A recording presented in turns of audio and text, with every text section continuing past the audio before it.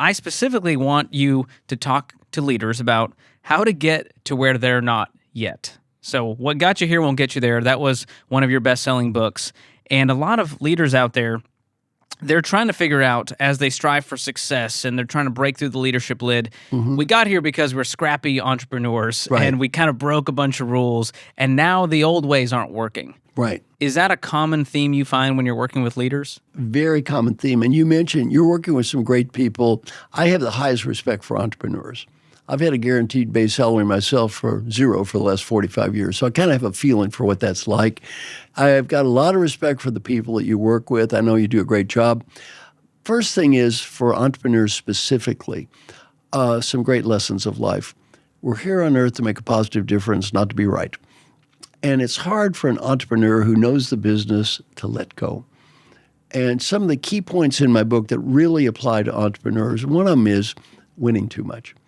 One of the biggest problems of successful people is winning too much. Now, what does that mean? If it's important, we want to win. And meaningful, we want to win. And trivial, we want to win. And not worth it, we want to win. Anyway, winners love to win, and the people you're coaching are winners.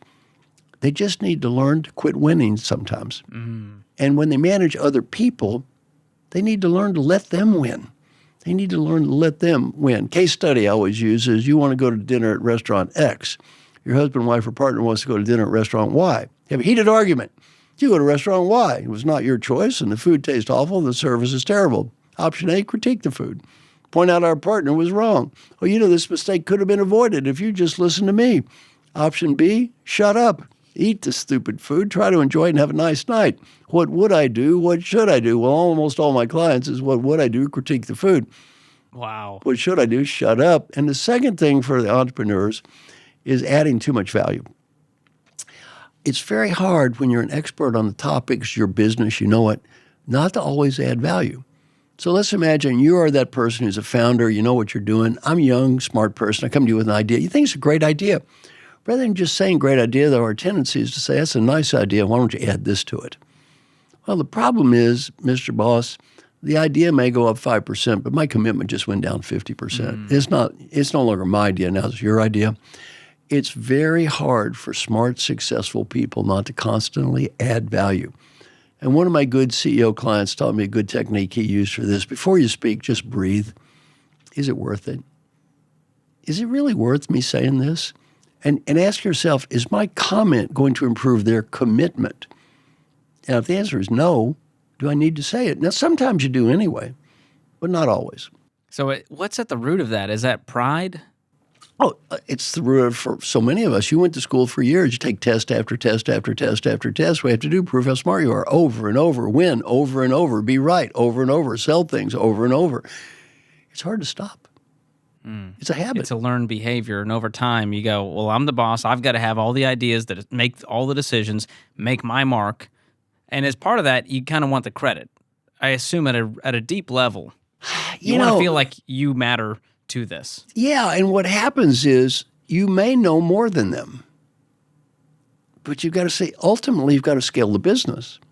And if you're going to scale the business, you got to make it about them. One of the great leaders that I've ever met named Alan Mulally, one of the greatest corporate leaders in the world in the last 30 years, he said, for that great individual achiever, it's all about me. For that great leader, it's about them. Well, the people who you work with are great individual achievers. And that's okay, as long as you're a great individual achiever. On the other hand, if you're going to be a leader, it's got to be about them. And maybe it's not 100% what you would want to do, Mr. Boss, entrepreneur, founder, yet they're committed to it. They got their heart behind it. And maybe they're better off doing something they believe in and doing it 100% than something you believe in and doing it 50%. Yeah. When you empower your team and they're bought in and they're all in, that makes all the difference. And when you sidetrack it and go, hey, that's great, but let's do it my way, they lose all the steam. That's it. You got to give your team that opportunity, even if it means it's not going to go exactly how you wanted it to or thought it would. Well, the other thing, it slows things down. Because after a while, if you keep doing this, it's a hub and spoke. Everybody's got to come to you for every answer. You become the bottleneck. You're the bottleneck, right.